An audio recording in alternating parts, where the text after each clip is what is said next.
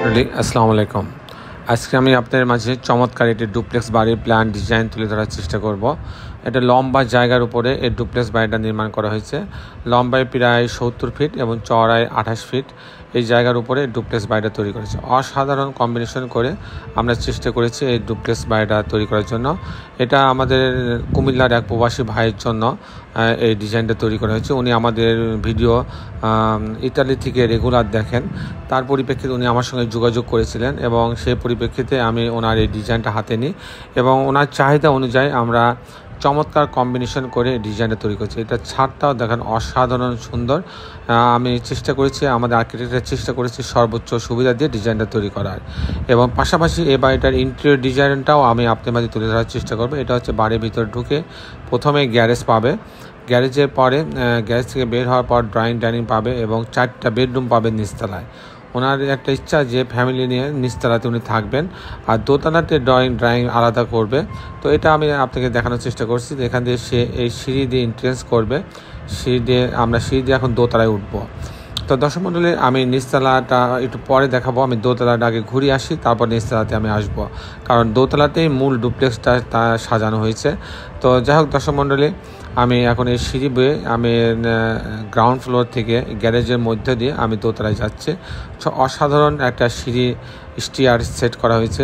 স্টিয়ারের যে আপনি রেলিংগুলো দেখছেন এগুলো ঢালাই কাস্টিং করা, যার ফলে এগুলোর দাম বেশি কিন্তু দেখতে অনেক সুন্দর লাগে।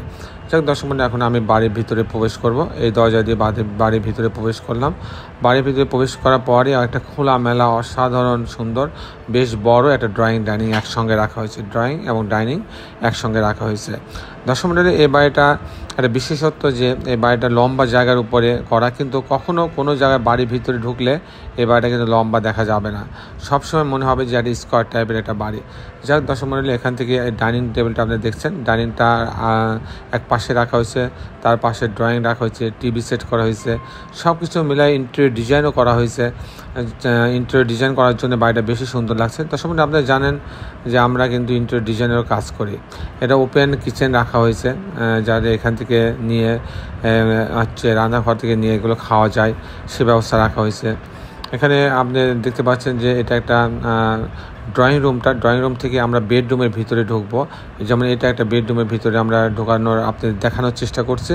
আমরা বেডরুমের ভিতরে ঢুকবো, ঢোকার পরে ডান হাতে আপনার একটা বাথরুম পড়বে, তারপরে আপনার বারান্দার সামনে যেটা দরজা দেখছে ওটা একটা বারান্দা।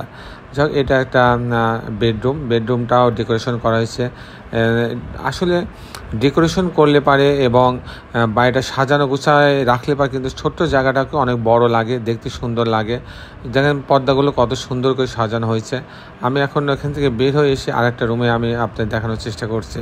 তো দর্শক মণ্ডলী, প্রত্যেকটাতে ওয়াল ক্যাবিনেট আছে, জানলা 2টা করে জানালা আছে, দরজা আছে, বারান্দা আছে, সব মিলায় এই ডিজাইনটাকে সাজানো হয়েছে।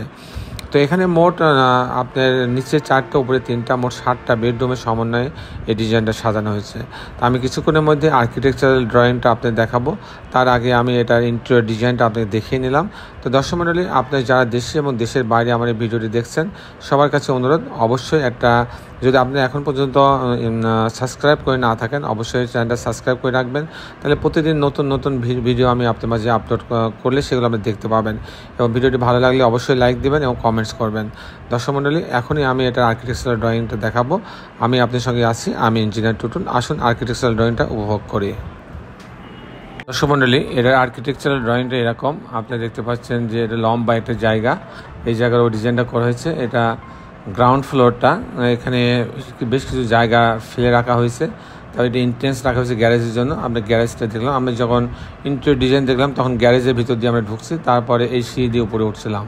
তো এখন যখন গ্রাউন্ড ফ্লোরে যাবে তখন এই সিঁড়ি এই দরজা দিয়ে ঢুকবে। মানে এখানে কিন্তু ছোট্ট জায়গার উপর 2টা ইউনিট করা হয়েছে। গ্রাউন্ড ফ্লোরে 2টা ইউনিট, ছোটো 2টা ইউনিট রাখা হয়েছে। আমি যদি দেখাই আরেকবার, এই দরজায় ঢুকলে পর 785 স্কোয়ার ফিট। এখানে ঢোকার পর ড্রয়িং ডাইনিং পাচ্ছে এবং 2টা বেডরুম, বাথরুম, কিচেন। আর এই দরজায় ঢোকার পরে সে একটা ডাইনিং পাচ্ছে, এখানে একটা বেডরুম পাচ্ছে, বেডরুমে বারান্দা আছে, ক্যাবিনেট আছে, এখানে কমন টয়লেট রাখা হয়েছে, এখানে একটা বেডরুম আছে, কিচেন আছে।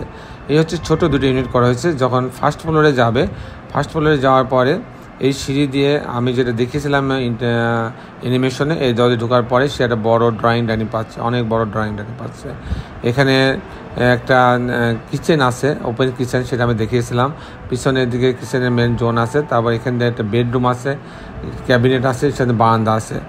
আর এখানে দুটা বেডরুম আমি দেখেছিলাম, যে বেডরুম একটা অংশে ঢোকার পরে ড্রেসিং রুম, টয়লেট, ওয়াশরুম আছে, এবং এখানে বারান্দা বেডরুম আছে, বেডরুমের সাথে ওপেন ট্রেস আছে।